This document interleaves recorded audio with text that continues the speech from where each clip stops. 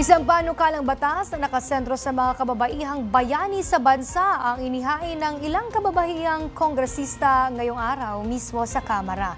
Layo nitong mai-promote ang historical awareness at makilala pa ang mahalagang papel ng kababaihan sa lipunan. Si Julian Bunag sa detalye.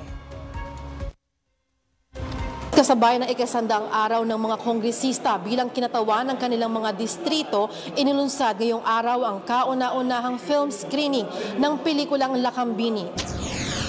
Ang pelikulang ito ay tumatalakay sa kabayanihan ni Gregoria de Jesus na tumayong ina ng Katipunan. Ang salitang Lakambini ay mula sa dalawang termino, lakan na ang ibig sabihin ay pinunong lalaki o mandirigma, habang ang bini naman ay katumbas ng babae. Dumalo sa pagtitipon sina Bulacan 4th District Representative Linavel Villarica, Quezon City 6th District Representative Marivic Copilar, ML Party List Representative Laila De Lima at Akbayan Party List Representative Dada Kiram Ismula. Kasabay nito, formal na inihain ni na Representative Ismula ang Lakambini Act of 2025. Layo nito, obligadong isama sa kurikulum sa mga paaralan ang pag-aaral sa mga babaeng bayani ng bansa.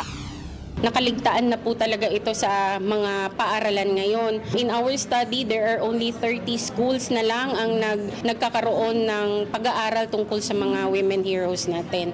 So siguro, kung gagawin natin itong isang batas, magawa po talaga itong hindi lang na magiging obligasyon po talaga ng isang pag-aaral. Yes, it's a very powerful film at napapanahon. It's very timely, it's very relevant.